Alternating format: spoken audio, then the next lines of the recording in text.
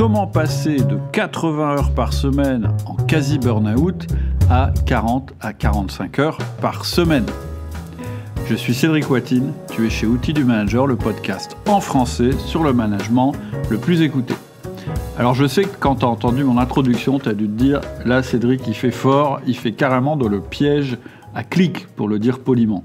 Et pourtant, passer de 80 heures par semaine à 40 à 45 heures par semaine, c'est la réalité, c'est possible, je ne l'ai pas inventé, c'est ce qui est arrivé à Gendal qu'on reçoit aujourd'hui dans le podcast.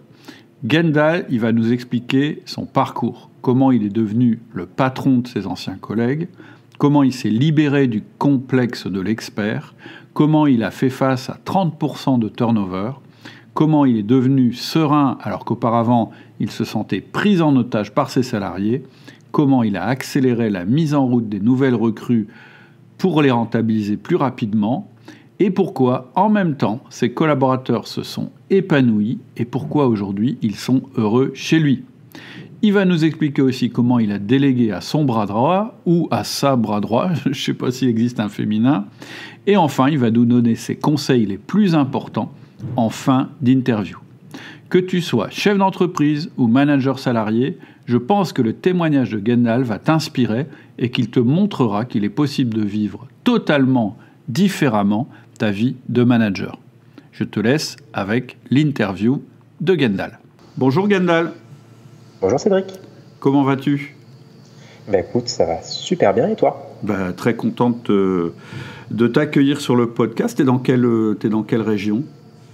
Moi je suis dans la région lyonnaise. D'accord, ok. Je crois qu'on est un petit peu éloigné. Oui. Moi aujourd'hui je suis pas à Calais parce qu'on a dû décaler l'enregistrement parce que j'avais du bruit à côté de chez moi, mais je suis pas très loin, je suis dans les bureaux de ma société qui est à une demi-heure de Calais. D'accord. Est-ce que dans un premier temps, je peux te laisser te présenter et puis nous dire un petit peu quelle est ton activité professionnelle ? Ouais, bien sûr, avec plaisir. Alors, je m'appelle Gendal Ramon, j'ai 37 ans. Au niveau de mon activité professionnelle, je suis expert comptable à mon compte. Ouais. Donc, c'est une société que j'ai rachetée en 2017 et au sein de laquelle j'avais commencé à travailler il y a très longtemps de ça. J'avais commencé à y travailler en 2008 en tant que collaborateur. Et on va dire, force de patience, de persévérance, et puis ça faisait partie de mes objectifs que d'être à mon compte. J'ai eu une opportunité à un moment donné de racheter la structure et donc j'en suis aux manettes, complètement aux manettes depuis janvier 2017. Ce qui a été une situation d'ailleurs un petit peu étrange, on pourra éventuellement reparler plus tard, mais parce que mes salariés étaient avant mes collègues. Oui. Et forcément, c'est un changement de statut assez violent que j'ai même eu du mal à appréhender au début. Après, j'ai fini par prendre un autre pli, mais je pense que c'est un vrai point de difficulté pour certains. Ouais. Il y a déjà une difficulté à passer manager de nos anciens collègues, mais alors de passer en plus d'un seul coup au stade de manager et de propriétaire de l'entreprise, ça peut nécessiter des petits ajustements. Ça m'intéresse d'avoir ton avis et ton expérience là-dessus. D'accord, ok. Donc aujourd'hui, ton cabinet, en fait, c'est combien de personnes ? J'ai 3 collaboratrices aujourd'hui. Quand je l'ai récupéré, on était également à 3. Il y avait également 3 collaboratrices. Et parallèlement, donc j'ai 2 co-associés, ils ont chacun leur cabinet d'expertise comptable également par ailleurs. Donc on est pleinement indépendants. Chacun mène les choses, on va dire, selon son tempérament, avec sa propre équipe. Il n'y a pas vraiment de transverse entre les structures. D'accord. Mais on fait régulièrement un point ensemble. On a commencé à faire ça d'ailleurs depuis septembre dernier, parce qu'on s'est rendu compte qu'on n'échangeait peut-être pas suffisamment. C'était une approche plutôt intéressante. Et c'est vrai que la particularité, ça me permet déjà de rebondir sur un sujet, c'est que par rapport à un manager qui a justement des subalternes, des collaborateurs et un boss au-dessus, avec un N+1, voire N+2, etc. En tant que chef d'entreprise, c'est vrai qu'on a un peu ce sentiment au début d'être effectivement au top de la pyramide. Ouais. En fait, on n'est pas forcément tout seul à ce niveau-là, et notamment avec des co-associés. C'est pas des boss, c'est pas des patrons, mais en même temps, il y a quand même un minimum de comptes à leur rendre pour que les choses se passent bien et qu'eux aussi, ils aient le sentiment que les billes qu'ils ont mis à un moment donné, ça les engage aussi. Et comme c'est moi qui pilote, ils ont besoin aussi par moment de se sentir rassurés et de voir que je fais pas n'importe quoi. Ça, c'est un sujet, à mon avis, qui est assez intéressant, quoi. C'est-à-dire qu'eux, ils ont des participations dans ton capital. Ouais, c'est ça. Et toi, tu as des participations dans le leur ou c'était simplement, c'était pour l'idée, c'était d'avoir un apport pour reprendre la structure, je suppose. En fait, ça a été, nous, justement, dans le domaine de l'expertise comptable, pour être à son compte, il faut qu'on soit diplômé. Oui. Et à l'époque, en fait, mes co-associés maintenant avaient racheté le cabinet intégralement à un moment où j'étais en place, mais j'étais pas encore diplômé. D'accord. Et c'est une fois que j'ai obtenu mon diplôme que à un moment donné, on a mis le deal sur la table. C'est soit je m'en vais pour me mettre à mon compte, parce qu'après tout, c'était ça que je voulais, soit ils me font une proposition pour que j'intègre le capital et que je prenne les manettes intégralement. D'accord. Le diplôme, c'est le DESCF, c'est ça ? Alors, c'est même le diplôme d'après, c'est le DEC. DESCF, c'est l'équivalent master, l'équivalent Bac+5, et le diplôme d'expertise comptable, c'est un équivalent Bac+8. D'accord, ok. Ok, intéressant. Et donc, ta clientèle, en gros, c'est donc des entreprises, je suppose ?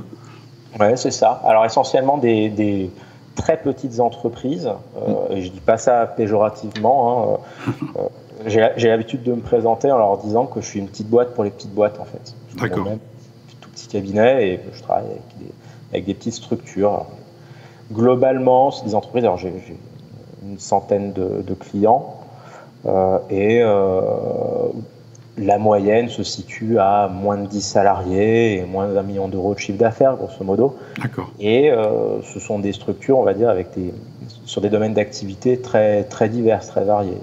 J'ai du transport, j'ai du bâtiment, j'ai du nettoyage, j'ai des restos, j'ai des médecins, des sociétés, on va dire, plus sur de l'investissement immobilier, par exemple. Donc c'est assez divers, ça permet de toucher à plusieurs choses et c'est plutôt intéressant. Je trouve que c'est l'avantage d'être une petite structure non spécialisée, quoi. Et donc je me positionne un peu comme généraliste pour des chefs d'entreprise. D'accord, ok.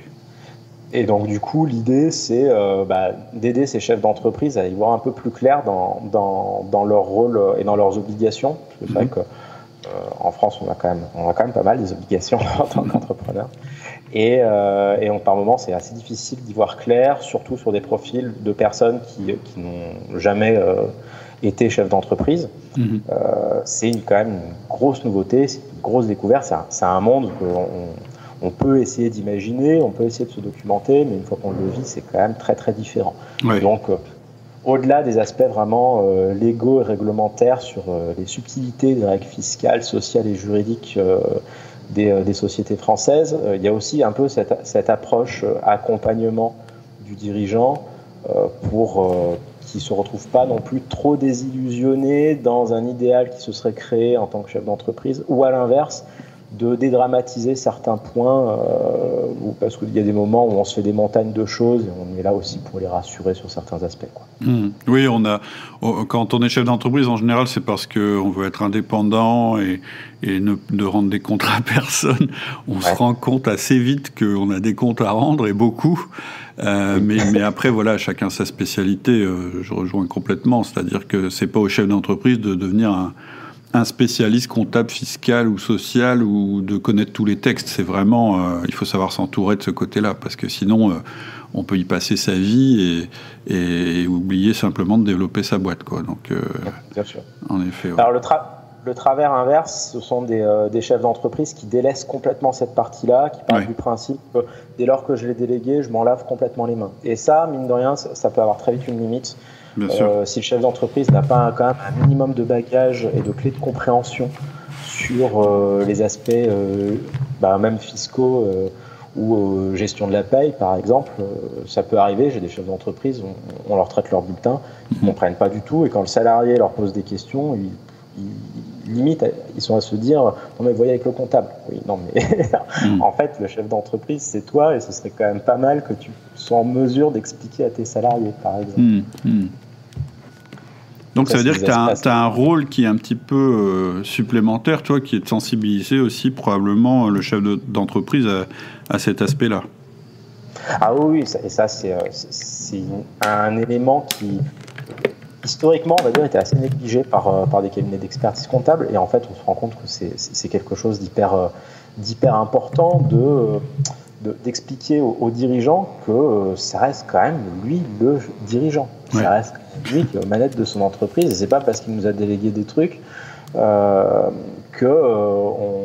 récupère cette responsabilité-là. C'est des choses que tu expliques très bien d'ailleurs en formation. C'est que après, la responsabilité, elle devient partagée, même après une délégation. Donc là, c'est exactement pareil. Et véritablement, quand j'ai des chefs d'entreprise qui se lavent complètement les mains de certains sujets, même s'ils ne sont pas forcément friands des sujets de la fiscalité, il y a un moment quand même où il faut qu'ils aient un peu conscience des choses. Ça peut leur permettre d'éviter de faire des bêtises.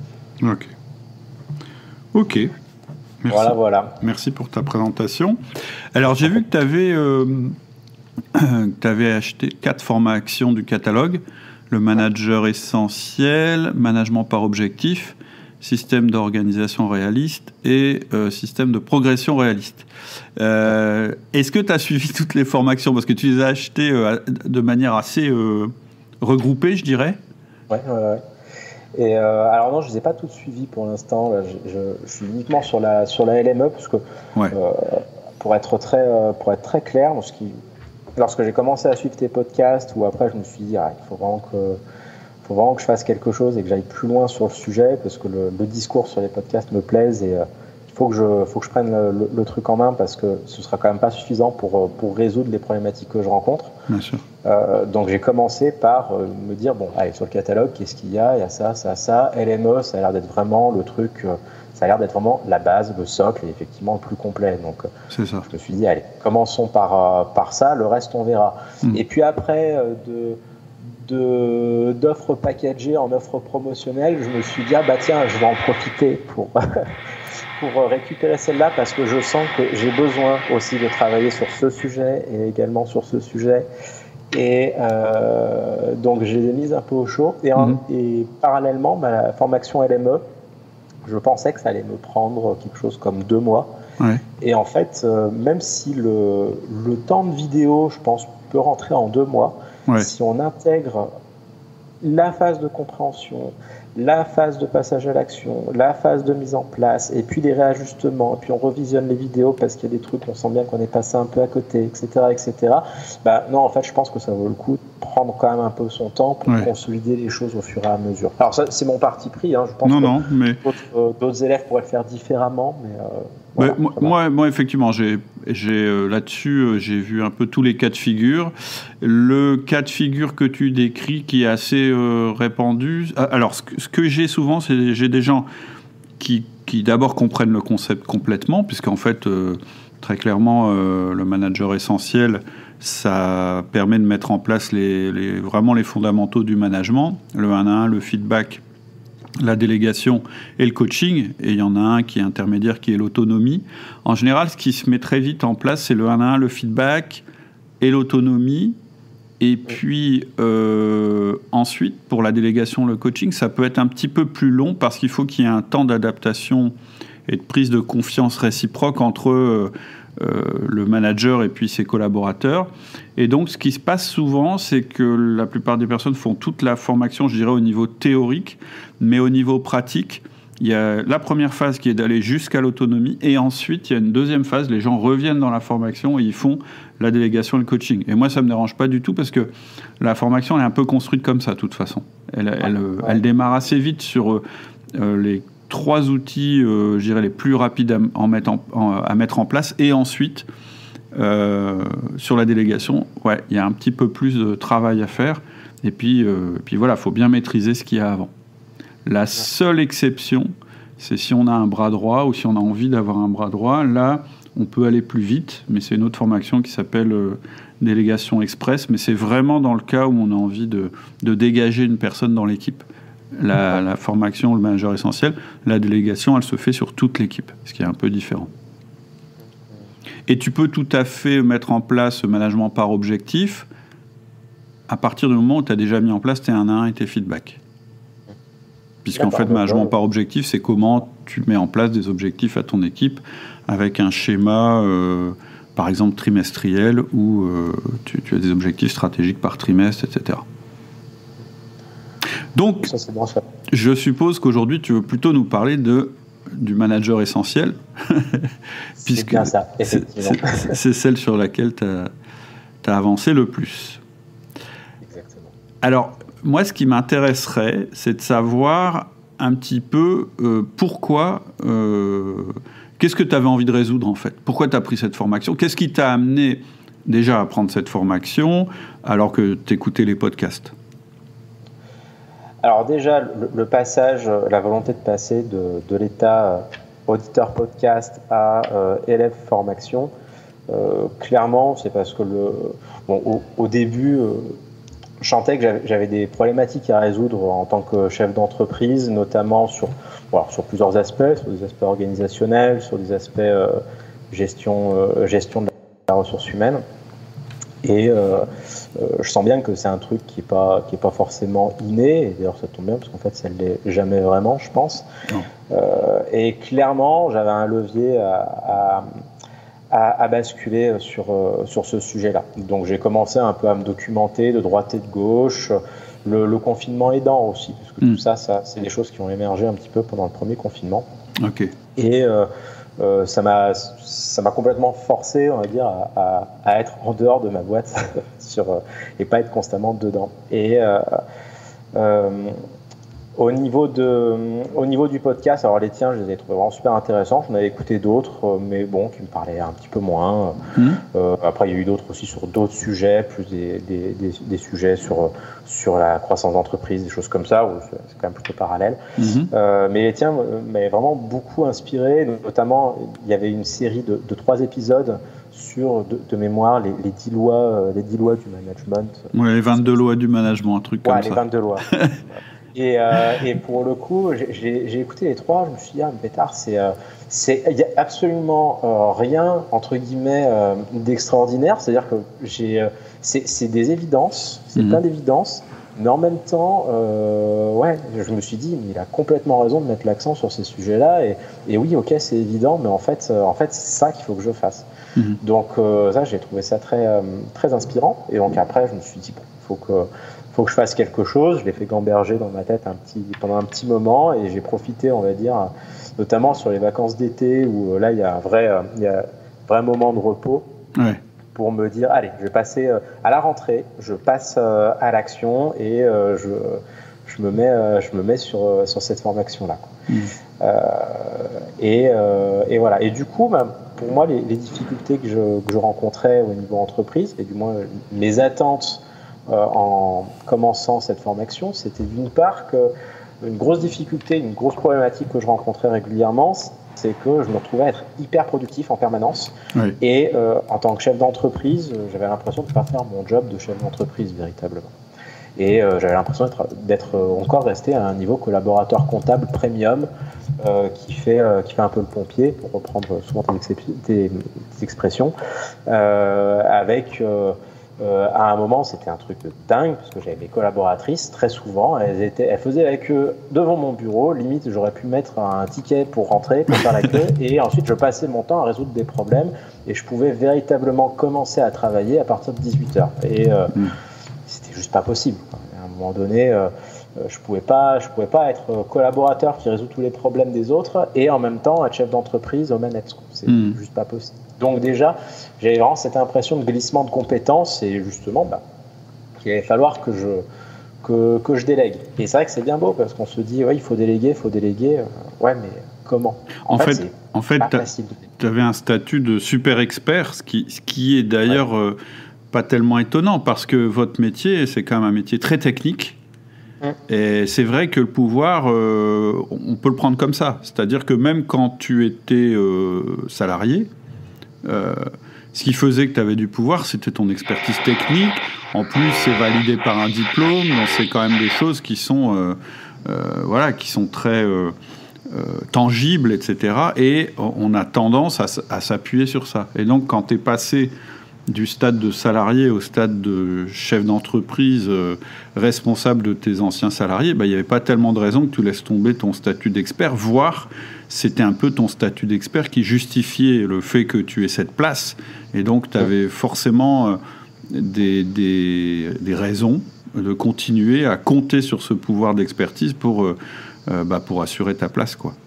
Et l'autre chose que tu dis qui est intéressante et que je rencontre souvent, alors le podcast en question, ça s'appelle 20 lois pour manager. Donc c'est pas 10 lois, c'est pas 22, c'est 20. Et en fait, je crois qu'il y en a une en plus, je me souviens plus.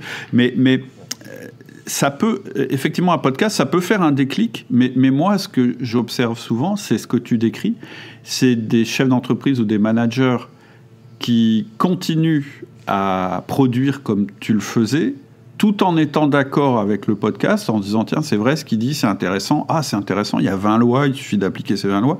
Mais en fait, qui ne passent jamais à l'action, parce qu'en réalité, ils n'ont pas l'opportunité de passer à l'action. Ils sont complètement assaillis, comme tu disais, en décrivant tes collaboratrices, etc. Et une fois qu'ils ont terminé de répondre à tout le monde, ils se mettent à travailler sur leur travail, entre guillemets, personnel. Et donc, jamais ils prennent réellement leur fonction de manager.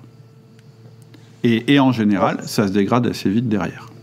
Ah, bien sûr. Mais c'est vrai que c'est quelque chose de dramatique. Et d'ailleurs, c'est vrai que c'est rigolo parce que lorsque j'ai commencé le diplôme d'expertise comptable, où pendant cette phase-là, on a un statut d'expert comptable stagiaire, on est directement on est au travail sur un CDI avec un expert comptable qui nous chapeaute. Et on a régulièrement des journées de formation auprès de l'ordre. Et la première formation, un peu de présentation, la personne nous disait, vous savez, les experts comptables, alors en général, c'est d'excellents techniciens, c'est des commerciaux plutôt médiocres, et ce sont de très mauvais managers.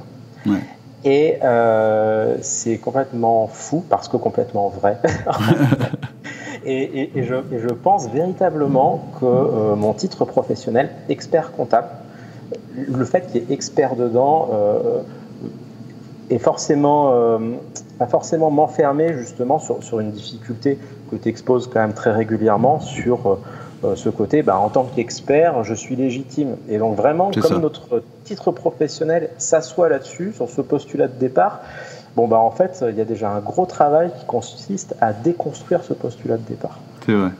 Et à devenir un chef d'entreprise, en fait.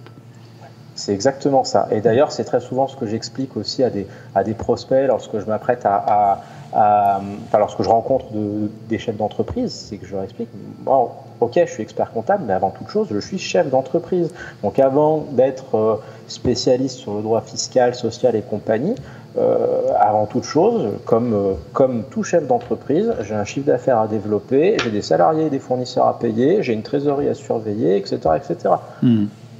Avant toute chose, et ça reste mon job de départ en tant qu'entrepreneur et chef d'entreprise. Je pense que c'est important de l'avoir à l'esprit. Ça. Bien sûr. Et ton objectif doit être que d'ailleurs, finalement, les gens que tu emploies aient les compétences maximales justement pour te décharger de ton rôle d'expert. C'est-à-dire qu'à un moment, tu dois être capable de déléguer, en fait, tout en restant co-responsable, on est bien d'accord. Tout à fait. Et pareil, justement, le côté un petit peu pernicieux de ce concept d'expertise comptable, c'est qu'on se dit, on y a passé du temps quand même à le décrocher, ce diplôme. J'ai passé un moment, de l'énergie, donc c'est quand même pas facile à avoir. On a ce sentiment un petit peu que ça y est, j'ai ce bout de papier, donc j'atteins ce statut et donc j'ai atteint un niveau de savoir, et donc c'est logique que mes collaborateurs ou collaboratrices qui n'ont pas ce diplôme-là n'aient pas mon niveau d'expertise, donc que je ne puisse pas leur déléguer des choses. Et que ce soit normal que je sois le seul à avoir certaines attributions. Et ça aussi, je pense que c'est une grave erreur, et ça tue dans l'œuf la possibilité de déléguer. Donc pareil, ça c'est quelque chose à vraiment déconstruire. Et c'est un discours que j'ai commencé un peu à avoir ensuite avec mes collabs, notamment à la rentrée, en leur disant moi, je serai le plus heureux le jour où je ne vous servirai plus à rien. Oui, j'ai vu ça il n'y a pas longtemps. J'avais mis ça dans une présentation que j'ai faite il n'y a pas longtemps. L'objectif d'un manager, c'est de devenir inutile. Bon, alors, c'est un raccourci parce qu'évidemment, il a une énorme utilité et son utilité principale, c'est justement d'animer les équipes et c'est un job à plein temps. Mais de devenir inutile, l'idée, c'est ça. C'est en ayant cette tendance, cette obsession de la délégation qu'en fait, tu réussis à développer ton équipe et ton entreprise, en fait. Tout à fait. Donc, ton premier problème, c'était le problème du super expert. Ouais, exactement. Ensuite, après, une autre problématique, c'est effectivement la compétence management. Souvent, pareil, c'est quelque chose que tu décris très souvent. On a l'impression que c'est un truc qu'on a ou qu'on n'a pas. Moi, pour le coup, j'ai fait ça, on va dire, avec beaucoup d'intuition. Et je pense que j'ai essayé d'endosser plutôt le rôle du manager sympa, le gars un peu sympa. Surtout avant, mes salariés aujourd'hui, c'était mes collègues de boulot d'hier. Donc, voilà, il faut quand même pas que je montre trop d'autorité hiérarchique parce que ça va être mal perçu. Et puis voilà, on va essayer d'être sympa pour justement les faire adhérer à ce que je vais ensuite mettre en place. Et ça, pareil, c'est quelque chose de dramatique à déconstruire. Et le manque de méthode, justement lié au fait qu'on s'imagine que c'est un truc qu'on a ou qu'on n'a pas, le fait de ne pas avoir de méthode fait qu'on tombe dans des tas de travers. Et là, en l'occurrence, la grosse difficulté que j'ai eue à un moment donné, c'est de faire des feedbacks négatifs. Et vraiment, pareil, sur ta formation, tu donnes quelques exemples qui peuvent paraître un petit peu grossiers, parce que justement, c'est pour illustrer les choses. Mais en fait, il y a des moments, je me suis complètement retrouvé là-dessus. Je me suis retrouvé, par exemple, avec une collaboratrice avec une engueulade pas possible, à lui péter un scandale dans son bureau, et c'était la très mauvaise chose à faire, sans trop savoir. Et comme il n'y a personne qui nous apprend, ça c'est clair, par exemple, mon diplôme d'expertise comptable, sur tout mon cursus précédent, on ne nous apprend pas à gérer l'humain. Ça c'est clair. Non, en fait, ce que tu décris, parce que visiblement, toi, tu as quand même un profil assez relationnel, de quelqu'un qui est plutôt orienté sympa avec les gens, etc. Donc, voilà, je dis souvent, le management, ça s'apprend, c'est pas inné. Après, on a des facilités, on est plutôt quelqu'un, on a son profil. Bon, toi, visiblement, tu as un profil assez relationnel, etc. Mais ça veut pas dire que tu sais manager non plus. C'est pas parce que on est sympa et qu'on a envie d'être sympa qu'on sait manager non plus. Ce que tu viens de souligner, c'est assez classique. C'est la tendance du mec sympa qui accepte beaucoup de choses. Et puis, effectivement, ça s'accumule. Et le jour où il va aller faire il va aller voir son collaborateur pour lui faire, je dirais, alors c'est pas une punition, mais sa remontrance, ce sera aller tellement loin que ça va créer une énorme crise. Et c'est vraiment ce qu'il faut éviter en management. C'est beaucoup plus efficace de faire des feedbacks au fur et à mesure qu'on constate les problèmes et les ajustements qu'il y a à faire. Mais c'est pas la tendance naturelle de quelqu'un qui veut rester sympa. Parce qu'on se dit, ouais, mais si je fais des remarques, je vais être moins bien perçu, etc. Oui, certes, peut-être sur le coup, mais encore, il y a une méthode pour rester avec une bonne perception, etc. Mais c'est toujours mieux que d'attendre vraiment le dernier moment pour faire le feedback quand c'est trop tard, en fait, quasiment. Quand le collaborateur s'est mis dans la zone rouge totalement. C'est exactement ça. Et ce que tu décris aussi, c'est un management diffus. C'est-à-dire que, visiblement, il n'y avait pas de moment de management.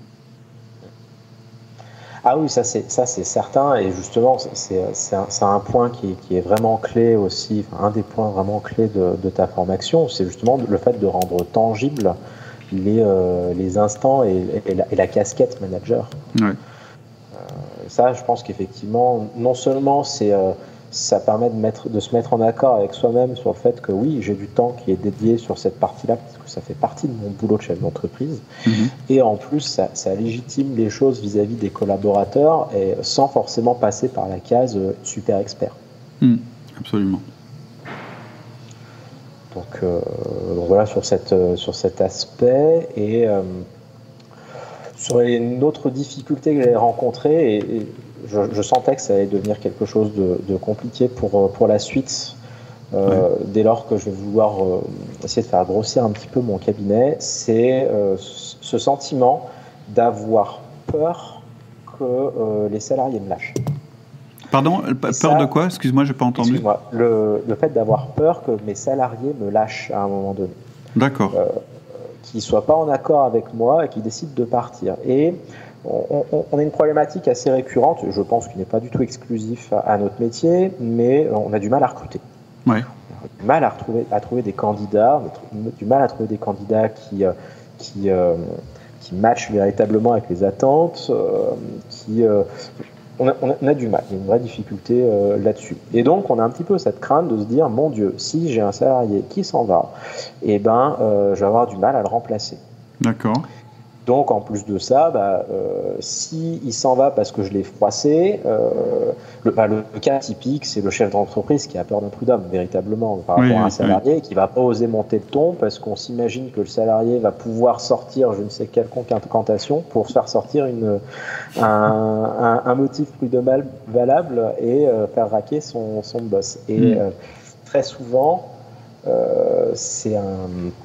c'est un écueil que je vois chez les chefs d'entreprise, c'est-à-dire qu'ils vont pas oser affronter ça, ils vont être très permissifs vis-à-vis des salariés. Et moi-même, j'avais pas forcément cette crainte de prud'homme, mais j'avais plutôt la crainte de pétard, s'il part, il va falloir remplacer, ça va être compliqué. Ou alors la personne, je lui ai dit quelque chose qui lui plaît pas, elle va me poser un arrêt maladie de 3 mois, et puis moi je vais galérer, etc., etc. En fait, c'est la prise d'otage du chef d'entreprise ou du manager par ses collaborateurs que tu es en train de décrire. C'est ça. Et en fait, alors le premier aspect, c'est celui que tu décris, c'est-à-dire que du coup, le chef d'entreprise n'ose plus être exigeant avec ses collaborateurs. C'est ça qu'on pourrait dire en résumé. Mais à la fois, en fait, il y a un double effet par rapport à ça. C'est qu'à la fois, il n'ose plus être exigeant avec ses collaborateurs parce qu'il se dit si ça frite trop fort entre nous, il va se mettre en maladie, il va partir, etc. Mais en plus, il ne leur fait pas confiance. C'est-à-dire qu'il ne leur délègue pas non plus. Parce qu'il se dit, si je délègue, ça veut dire que c'est plus moi qui vais faire telle et telle chose. Et donc, si la personne part, la chose ne sera plus faite. Et donc, ça, c'est une spirale qui fait que l'entreprise ne sera jamais performante. Et en fait, c'est aussi ce qui fait que les bons collaborateurs vont quitter l'entreprise.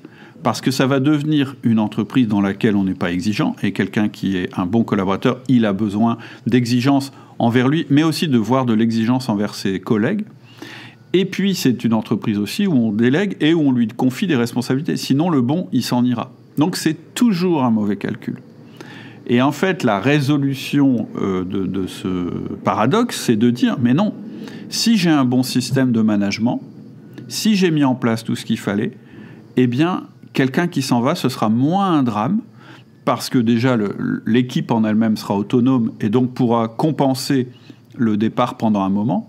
Et surtout, j'aurai un process de recrutement et d'intégration qui fait partie de mon système de management et qui fait qu'on peut très vite remplacer la personne qui est partie. Et donc, il faut vraiment franchir cette étape que tu décris, que, effectivement, je me rends compte qu'on n'a pas beaucoup décrit dans les podcasts, donc c'est intéressant que tu le soulignes, parce que c'est peut-être plus présent, cette crainte, elle est peut-être plus présente chez les chefs d'entreprise que chez les managers. C'est la crainte du départ qui fait qu'en fait, on ne manage plus, finalement. On ne tient plus son rôle de manager. Tout à fait. Et c'est vrai que ça peut vite être dramatique et créer des cercles vicieux où on se sent véritablement enfermé. Je pense que c'est une vraie prise d'otage, comme tu dis. Ouais, et je pense que toi, tu as eu cette prise de conscience parce que tu accompagnes des entreprises et que tu as dû le voir chez tes clients, et donc tu as dû te dire, ouais, mais chez moi, c'est pareil, en fait, je fais comme eux. Non, tout à fait. Alors non seulement ça, mais en plus à un moment donné, pour l'avoir vécu aussi il y a pas très longtemps, en fait, j'avais dû me défaire d'un salarié dans le cadre d'un licenciement. D'accord. Parce qu'au bout d'un moment, non, ça allait pas. En fait, en termes de performance, c'était pas bon. Et je me suis rendu compte, en fait, a posteriori, que ce mec, ça fait un moment qui est dans mon équipe, ça fait un moment que je trouve que ça va pas. Et en fait, pourquoi il est encore là? Et il est resté au sein de mon équipe pendant 1 an et demi. Et je me suis dit, non, en fait, là, je suis dans le faux, total. Donc là, maintenant, on va prendre le truc, on va arrêter d'avoir peur. Je l'ai pris en tête des yeux dans le cadre d'une procédure classique. Et non, je suis désolé, pour moi, vous ne faites pas l'affaire, ça ne fonctionne pas. Parce que telle raison, il n'y a aucun moment où il y a besoin de s'énerver pour exposer les choses. Mais c'est qu'à un moment donné, en tant que chef d'entreprise, j'ai des décisions à prendre et vraisemblablement, ces décisions, ça ne va pas aller avec le fait de vous maintenir dans mon entreprise. Donc, je ne vais pas vous garder juste parce que j'ai peur de ne pas pouvoir vous remplacer ou autre. Non. Et puis, peut-être que je vais avoir du mal à vous remplacer dans l'immédiat. Ok, c'est pas grave. On va trouver d'autres solutions, mais je pense que c'est important, effectivement, de ne pas avoir peur. Ce qui te donne cette assurance de le faire, c'est justement de savoir que, par ailleurs, ton équipe te suivra, que tu as développé la confiance, que tu as un système de management, que tu sauras recruter, etc. C'est vrai que quand on n'a pas tout ce recul qui est donné par un système de management, on n'a pas envie, quoi. On se dit, je suis en train de me créer un problème, mais en réalité, le problème, il est dans l'entreprise et il est déjà là. Ouais. Donc, et il grossit. Oui. Parce que voilà, c'est sûr. Si tu t'occupes pas du management, le management s'occupera de toi. Ouais, c'est exactement ça. Alors, suite à ces 3 constats, ton rôle d'expert qui était trop présent, ton management qui était trop diffus, et le fait que tu étais pris en otage, tu as l'impression d'être un peu en otage par rapport à tes salariés, tu as décidé de faire la formation. Ce qui m'intéresse, c'est de savoir un petit peu les bénéfices immédiats que tu as eus. Et puis après, on verra peut-être les bénéfices plus long terme que tu as obtenus. Les bénéfices immédiats, c'est vrai que... Alors, j'ai déjà eu un premier bénéfice, je pense, même avant de commencer cette formation. Oui. Parce qu'encore une fois, j'ai décidé de franchir le pas pendant les vacances. Par contre, j'ai pas voulu commencer cette formation pendant les vacances, parce que pour moi, les vacances, elles sont faites pour autre chose. Et je me suis dit, je me prépare à la rentrée. Par contre, c'est parti. Et j'ai fait un genre de teasing à mes salariés en leur disant, attention, je vous préviens, ça rigole plus. À partir de la rentrée, je vais mettre des choses en place et vous allez voir que ça va pas du tout vous paraître naturel. Ça va changer par rapport aux habitudes, mais vous allez voir, je pense que c'est quelque chose qui va nous faire aller dans le bon sens, aussi bien vous que moi. Et voilà. Et mine de rien, juste le fait d'avoir fait ce teaser, ça les a mis entre guillemets un peu en alerte. Et un petit peu dans l'attente de ça. Et je pense que ça a commencé à préparer les esprits à du changement. Je leur avais dit que c'était du changement en termes de management. Je leur avais dit d'ailleurs que j'avais commencé une formation de management, sans forcément m'étaler sur les détails. Et voilà. Et pour le coup, ça allait très bien se passer, parce que je trouvais ça plutôt intéressant, c'est que mi-septembre, j'ai fait mes entretiens de fin d'année. D'accord. Donc, historiquement, je préfère les faire à la rentrée plutôt qu'avant les congés, parce qu'en général, mois de juillet, on sort tout juste d'une période difficile avec les bilans des entreprises. En général, on est plutôt fatigué à cette période-là. Septembre, en général, est plus propice pour les entretiens annuels. Et donc, pour le coup, ça a été, cet entretien annuel a fait l'objet justement de l'entretien de la mise en place des MNE. En fait, juste, c'est intéressant ce que tu dis, parce qu'il y a peut-être des experts comptables qui nous écoutent. Tu fais tes entretiens de fin d'année en septembre parce que la grosse période, parce que vous avez des saisonnalités assez fortes, les experts comptables, elle vient d'être passée, en fait, c'est ça ? Ouais, c'est ça. Disons qu'en fait, on avance ce qu'on appelle la période fiscale qui court jusqu'à fin mai, début juin. Ouais. Et puis quand on arrive à fin mai, début juin, en fait, on se rend compte qu'on n'arrive pas encore à décélérer parce que y a des choses qu'on a temporisées qui reviennent avec un peu d'élan au mois de juin. Donc ça tire sur le mois de juin et mi-juillet. Et là, on commence tout juste à avoir le bout du tunnel. c'est le moment où on essaie de plier et boucler les derniers trucs avant de partir en congé. Et donc d'expérience, à une époque, j'avais fait les entretiens annuels au mois de juillet et je me suis rendu compte que c'est des choses que je faisais à l'arrache. Et je trouvais pas ça satisfaisant. Je me suis dit non, c'est pas grave, en fait, tout le monde va partir en congé et puis quand on revient, on fait les entretiens et on est quand même plus dispo dans notre tête. C'est pas mal, c'est intéressant. Faire les entretiens de progrès en septembre. Et donc voilà, du coup, ça a été l'occasion d'être un petit peu plus précis sur des choses que j'allais mettre en place, en leur disant, en fait, ça va venir un peu au fur et à mesure de la formation que je suis.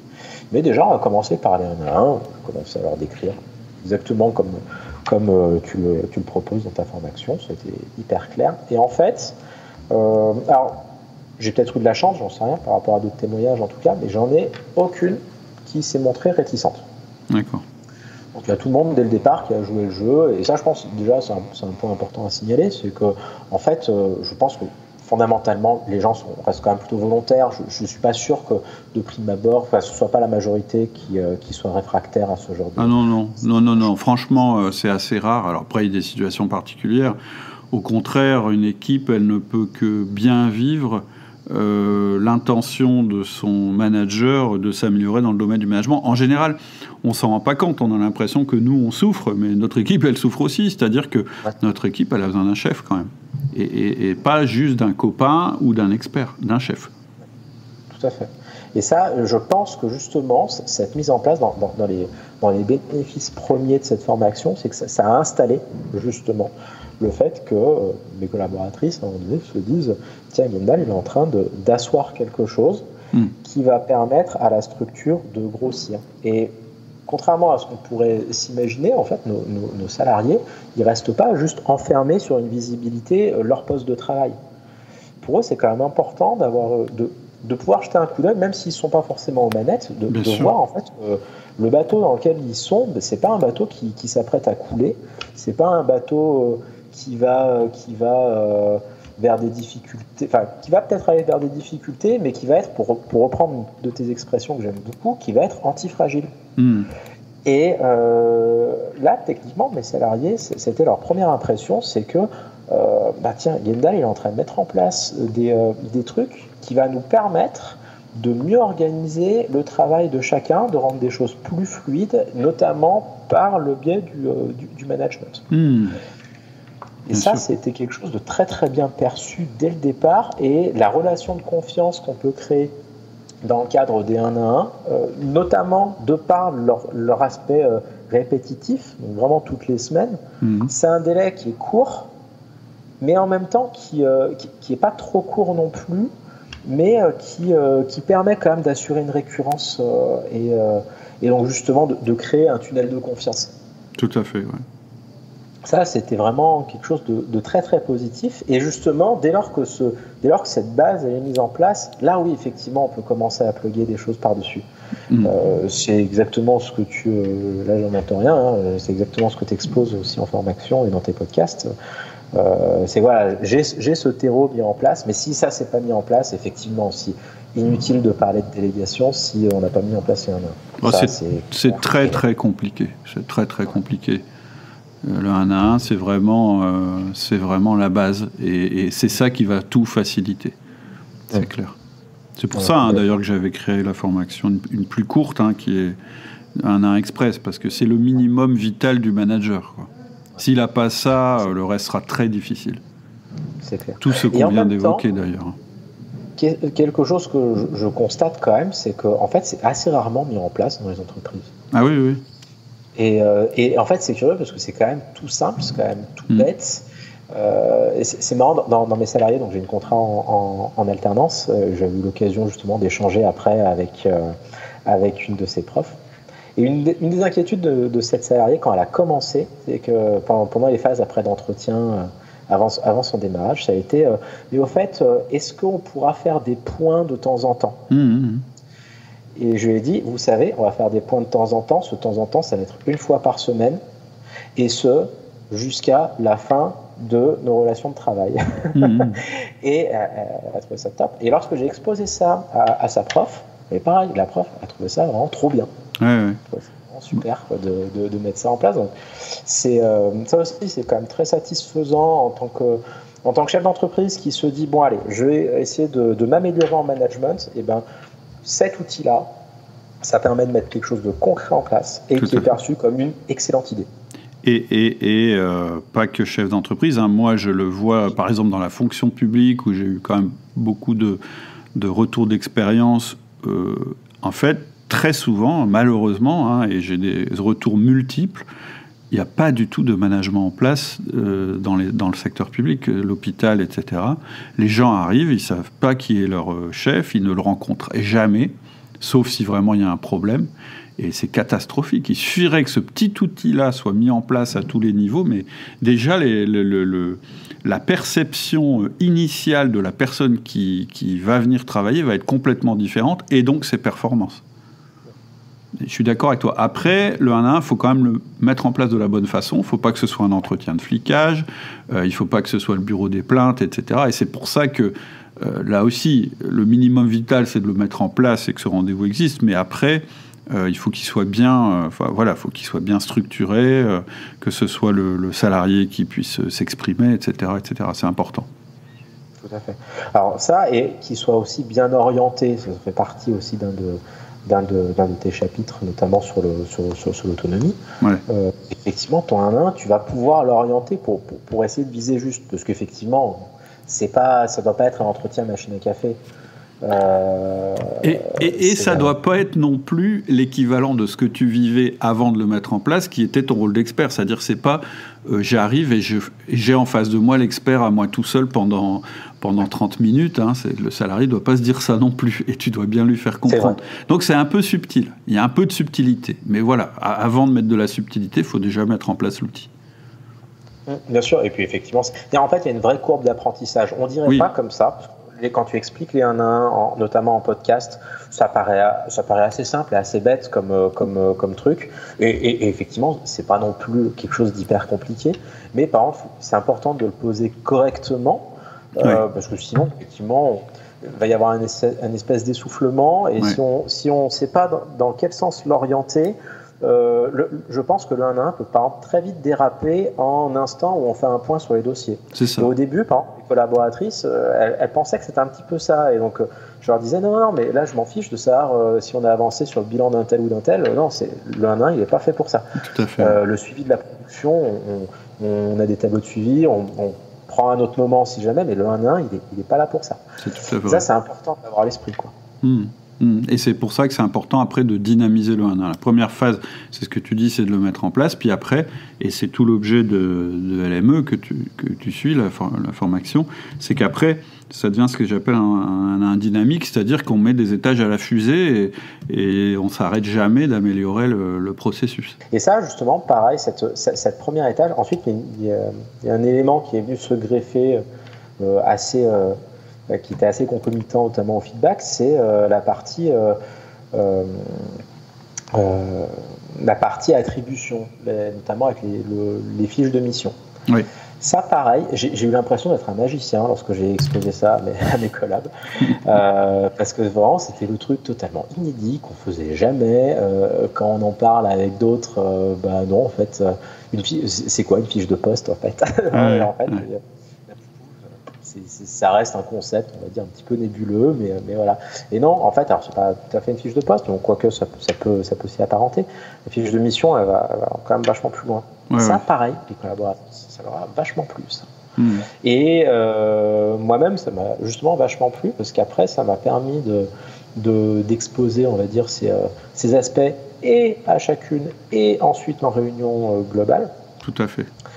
Et le fait d'avoir cette visibilité, ok, pourquoi est-ce que moi je suis là, et pourquoi est-ce qu'un tel est là, et pourquoi est-ce qu'une telle est là, ça légitime ensuite vachement l'organisation hiérarchique, d'une part, et d'autre part, le fait que non, en fait, on va pas laisser, on va éviter les glissements de compétences. Tout à fait. Ça, à mon avis, ça a résolu une véritable douleur que j'avais dans ce que j'avais expliqué au-dessus.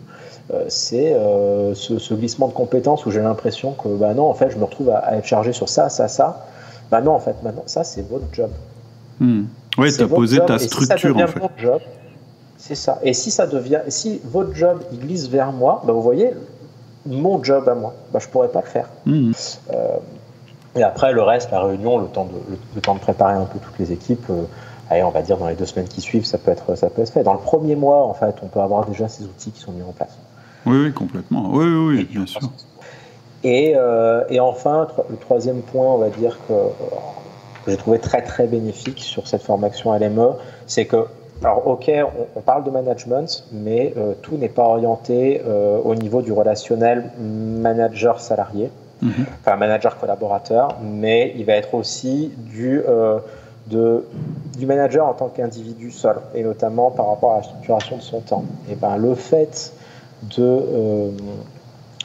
lorsqu'on a cette habitude d'être un super expert, on a justement l'impression que si on n'est pas un productif, on ne sert pas à grand-chose. C'est totalement faux. Et le fait de formaliser, de rendre tangible ces temps dédiés au management, en instaurant justement des routines qui sont clairement dédiées à ça, ok, je me dis, là, je consacre 2 heures à tel moment de mon planning pour faire du management, et c'est normal parce que ça fait partie de mon job. J'ai pas à rougir de ça, j'ai pas à me dire je suis un tir au flanc parce que je suis pas en train de faire la déclaration de TVA d'un tel. C'est ça. Et d'autant que peut-être que toi tu travailles en facturant tes heures peut-être à tes clients, où il y a une notion peut-être de suivi d'heures dans ton entreprise. Tout à fait. Et parce que j'ai déjà vu ça aussi chez d'autres experts comptables avec qui j'ai travaillé et à l'époque que j'ai suivi, c'est qu'en fait, eux, les temps de management, en fait, c'était considéré comme des temps morts, en fait. C'est-à-dire des temps qui servent à rien parce qu'on facture pas le client. Sauf que je disais, oui, mais ça va permettre justement...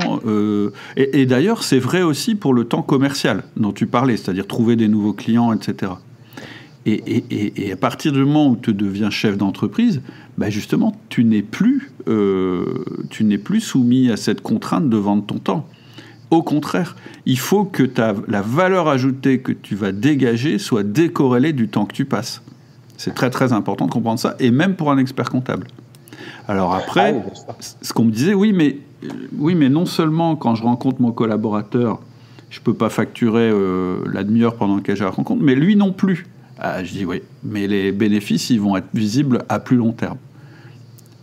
Parce que sinon, ça justifie de ne pas faire de management, en fait, finalement, cette manière de voir la productivité de l'équipe. Et ça, c'est l'aller simple pour le burn-out, véritablement. Ah, ça, c'est cool, c'est clair. De pas justement entretenir ça. En plus, d'une certaine manière, ça crée des temps de respiration. Donc, bien sûr. Ça fait du bien aussi, ça permet effectivement d'être plus efficace.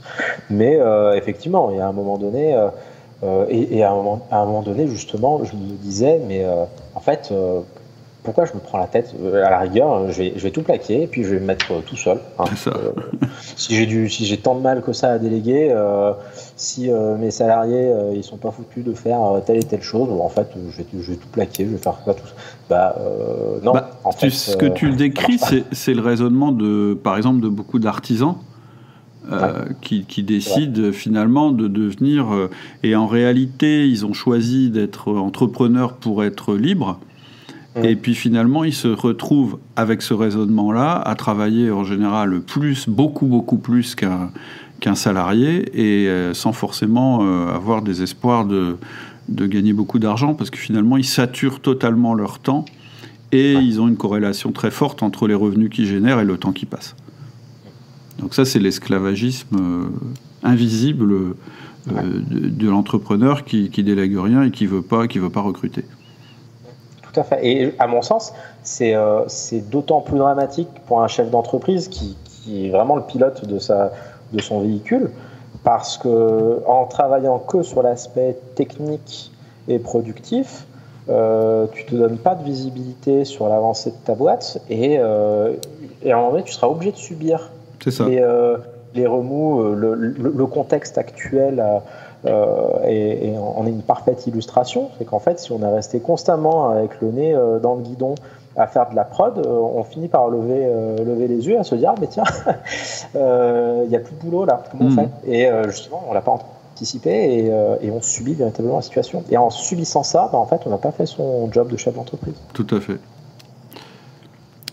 Est-ce qu'il y a... Alors ça, c'était les bénéfices court terme que tu nous as décrits. La relation de confiance mise en place avec les 1 à 1. Le fait que tu as pu réaliser très rapidement le cadrage des attributions de chaque personne, c'est ce qu'on fait en deuxième dans la formation. Le fait aussi qu'en parallèle, tu mets ton management en place, mais tu t'organises aussi avec un vrai agenda de chef d'entreprise, c'est-à-dire y compris avec des moments de contributeurs individuels quand même, parce qu'on en garde, mais on voit lesquels. Est-ce qu'il y a d'autres bénéfices à plus long terme? Parce que maintenant, tu as un petit peu plus de recul sur la formation. Alors oui, effectivement, il y a des choses qui effectivement se mettent à fleurir, on va dire, au bout d'un moment. Par exemple, oui, effectivement, il y a quand même cette phase-là où il faut laisser reposer un peu la patte, on va dire. Déjà, quelque chose que j'ai commencé aussi à ressentir après 2-3 mois, c'est une véritable appétence qu'ont commencé à avoir mes collaboratrices dans une capacité à être autonomes dans leur travail. Ouais. Et il y a une vraie volonté. Ça, j'ai trouvé ça vraiment génial de faire ce constat, parce que quand on voit tes vidéos de présentation sur le site où tu expliques que tes collaborateurs, les personnes avec qui tu travailles vont te prendre du travail. Mmh. Et tu te dis comme ça, bon, allez, ok, le mec il me fait un discours commercial. Mais en fait, quand j'ai commencé à voir que mes collabs ont commencé à faire ça, je me suis dit c'est génial. En fait, c'est juste trop bien. C'est vraiment à ce moment-là où je me suis dit mais qu'est-ce que j'ai bien fait de commencer cette formation. Vraiment, je pense que je suis dans la bonne voie. Parce que là, véritablement, les collabs, ils ont envie justement d'être autonomes, parce que l'autonomie, c'est l'occasion que eux ont pour montrer un petit peu leur fait d'armes. S'ils sont constamment dans un tunnel avec quelqu'un qui leur dit maintenant tu fais ça comme ça, puis comme ça, puis comme ça, puis comme ça, en étant constamment derrière et en étant uniquement sur de l'action très courte et sur du micromanagement en fait. Non, en fait, les collaborateurs et collaboratrices n'ont pas ce sentiment d'autonomie, donc d'épanouissement, et donc ils n'ont pas cette opportunité de nous surprendre. Je pense que ça, c'est une très belle chose, et je l'ai vécu à un moment donné en 1 à 1, où ma collaboratrice maintenant référente, qui fait office de bras droit pour moi aujourd'hui, elle a commencé à mettre en place des choses, des outils de suivi. Je ne m'attendais absolument pas à ça, et parce qu'elle a eu cette autonomie-là, parce qu'elle a eu la possibilité de s'exprimer en direct, de mettre en place des trucs de son côté en direct, et ensuite de m'en parler en 1 à 1, je me suis dit, ouais, en fait, là, ça y est, la bonne dynamique est lancée, et c'est comme ça que les choses doivent avancer, en fait. Alors, je suis content que tu parles de ça, parce que, effectivement, c'est tout à fait juste ce que tu dis. Moi, pour parler de la formation, je dis souvent, et il va se passer un truc qui est incroyable, c'est que vos collaborateurs vont commencer à vous prendre du travail. Et c'est même pas vous qui allez déléguer des choses, c'est eux qui vont créer des choses par eux-mêmes, qui vont prendre du travail. Et j'ai été pas mal critiqué là-dessus en me disant ouais, bon, ça c'est du pipeau, machin, etc. Mais c'est pourtant, tu vois, ce que tu viens de me décrire comme révélation, c'est quelque chose que je vois en permanence chez les gens qui ont mis en place les outils. Parce qu'en réalité, en fait, c'est toi qui as généré ça, hein, parce que c'est toi qui as créé l'environnement, qui a créé, je dirais, l'écosystème pour que ça se produise, mais on est quand même toujours on est quand même toujours surpris quand ça arrive, parce qu'on a l'impression que c'est notre collaborateur qui change complètement et tout d'un coup qui s'ouvre et qui se met à faire ça. Et tu verras que t'es pas au bout, c'est-à-dire que ce qui va se passer ensuite par la suite, c'est que tu vas prendre un vrai plaisir, non plus à faire, ni à faire, mais un vrai plaisir à écouter tes collaborateurs te décrire à quel point ils ont enrichi la valeur ajoutée de ton entreprise tout en y prenant du plaisir. Et quand tu es arrivé à ça, là, tu es vraiment dans la quintessence, pour moi, du plaisir d'être chef d'entreprise ou d'être manager. C'est d'être à la tête d'une équipe de personnes qui développent de la valeur ajoutée juste sans presque que tu aies besoin de leur demander, en fait, finalement. C'est ça. C'est exactement ça. Et vraiment, il y a une corrélation directe entre les outils mis en place dans le cadre de cette formation et justement cette arrivée à ce résultat. Ça, c'est assez bluffant, mais encore une fois, comme tu dis, il n'y a absolument rien d'ésotérique là-dedans. On ne nous apprend pas une formule magique dans ta formation, c'est sûr. Non, c'est juste des outils en fait, qui viennent s'autoclaver très naturellement et qui vont créer justement des opportunités pour les collaborateurs à essayer, encore une fois, de faire preuve un peu d'inventivité, de sortir un peu des sentiers battus. Et puis, il y a des moments, en fait, on se planter, mais le 1-1 va être là aussi, et les feedbacks sont là aussi pour recadrer les trucs avant de tomber dans un véritable écueil. Donc, non, c'est hyper bien. Et il y a cette dimension de volontariat vis-à-vis des salariés qui vient se construire. Et ce que tu dis là, ce que tu viens de dire, c'est important aussi, c'est que le 1 à 1, c'est le fait de se voir souvent et de beaucoup communiquer, ça permet de voir la vraie différence qu'il y a entre une erreur et des dégâts. C'est-à-dire qu'une erreur, c'est ce qui est nécessaire de faire pour apprendre. On n'apprend pas sans faire d'erreurs, ça n'existe pas, on fait forcément des erreurs pour apprendre. La question, c'est est-ce que ça crée des dégâts ? Et c'est vraiment la différence qu'il faut faire, et ça, j'en parle dans la partie sur la délégation, c'est que oui, tes collaborateurs doivent faire des erreurs, mais toi, tu es là aussi avec eux pour faire que ça ne fasse pas de dégâts, mais que ça engendre des progrès. C'est juste la petite nuance qu'il faut absolument avoir, mais celle-là, on l'a vraiment quand on est passé à la phase après l'autonomie, effectivement. Et d'ailleurs, cette attirance, je pense, pour l'autonomie de nos collaborateurs, elle est bien présente chez les managers. Ils ne savent juste pas comment faire parce que un des podcasts, je crois que le podcast le plus écouté d'Outils du Manager, c'est « Faites de vos collaborateurs des héros ». Donc, je pense quand même que c'est quelque chose qui parle à la base, même si ce n'est pas naturel, c'est quand même quelque chose pour lequel le manager a un intérêt. C'est pour ça que c'est très intéressant que ton témoignage à ce titre-là est intéressant. Mais justement, ce côté fait de vos collaborateurs des héros, je l'ai vécu mardi, pas plus tard que mardi dernier, les 1 à 1 sont les mardis matin, et une collaboratrice qui a commencé vraiment en janvier, donc c'est vraiment tout frais, qui on lui a confié, on va dire, une tâche qui alors qu'on ne confie jamais en fait à des novices. En l'occurrence, c'était un paramétrage un petit peu compliqué sur un dossier, genre de truc. Normalement, on faut un peu de bouteille pour maîtriser le logiciel, pour maîtriser les aspects légaux, etc., etc.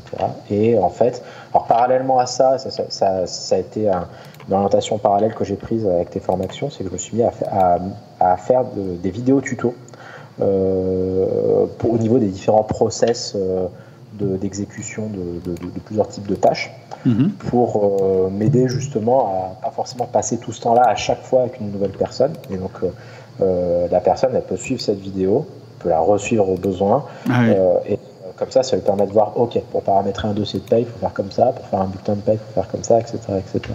Parce qu'on a des logiciels qui sont quand même pas forcément hyper intuitifs au début. Et le fait de pouvoir lui dire, allez, tu regardes cette vidéo et maintenant tu vas faire ça. Et vas-y, montre-moi. Et puis surtout, sache une chose, c'est que tu as le droit de te planter. Tu as le droit de te planter, c'est pas un problème. Je m'attends pas à ce que tu y arrives à 100%. Je serais même très surpris que tu y arrives à 100%. Mais allez, vas-y, fais, montre-moi. Ben, non seulement elle me l'a fait, mais elle me l'a fait nickel.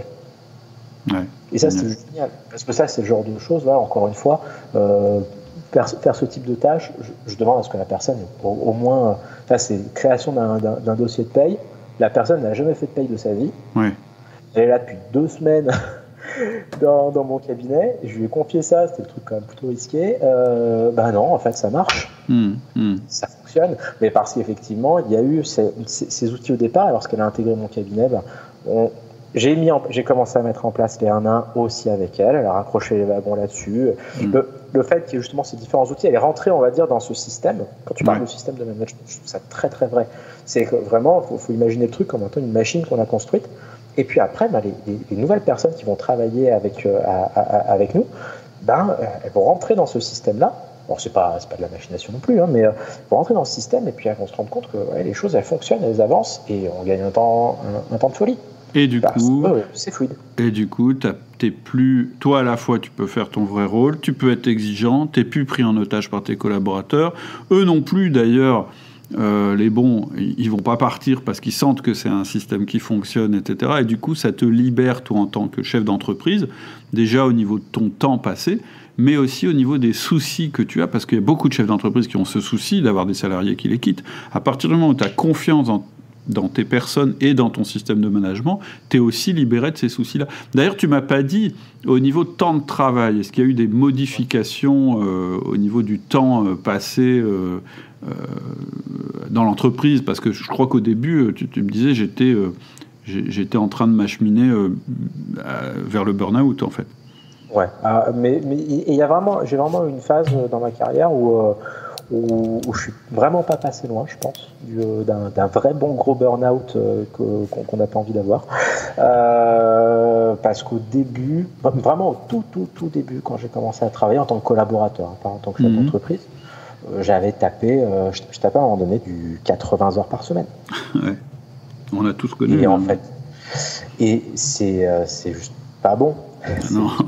Du tout.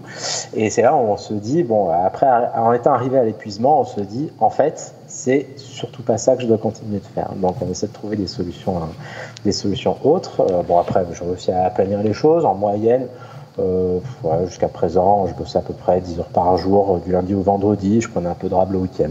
Donc, ça fait une moyenne, on va dire, à 55 heures par semaine.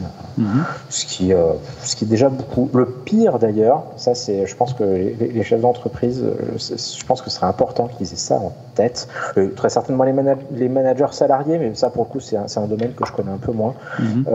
C'est que vraiment, il n'y a aucune gloire à bosser des heures de dingue. Non, je dirais même que c'est plutôt un mauvais signe. Hein. C'est plutôt un gros problème. Hein, c'est exactement ça, mais en même temps, il y a une très grosse déviance où on a le sentiment que on aurait presque un peu honte de se dire bah non, en fait, moi je travaille 40 heures par semaine. Moi, j'ai plutôt honte quand je travaille trop. Ouais. Et donc, à un moment, tu étais à 80 heures, ensuite à 55 heures. Et c'est ton rythme actuel, ça, ou... Non, actuellement, je tourne entre 40 et 45 heures par semaine. Ah bah ouais, c'est pas mal, hein. Ça veut dire que tu te rends compte, ça veut dire que tu as divisé presque par 2 ton temps de travail entre les 80 heures que tu bossais quand ça vraiment t'étais au taquet, et aujourd'hui tu es chef d'entreprise et tu travailles la moitié de temps. C'est fou, c'est complètement fou.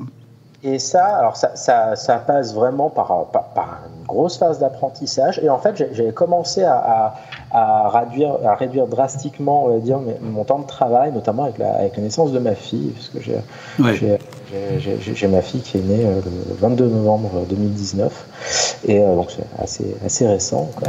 Et je me suis dit, c'est pas possible. Je peux pas avoir une vie de famille qui est équilibrée.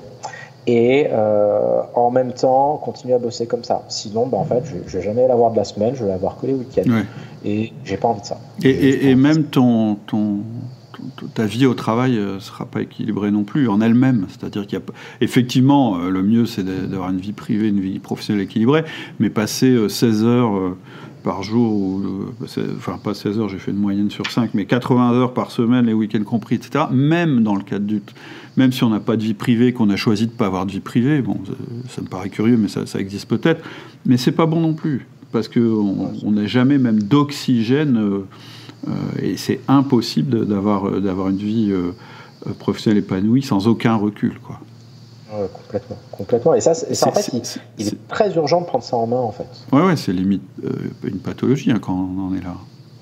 Ah oui, vraiment, je pense que j'étais à un stade de workaholic, comme je pense aussi beaucoup de chefs d'entreprise. Et le fait d'être justement aux manettes à son propre compte, il y a un côté aussi très très galvanisant, parce que, encore une fois, on est un petit peu...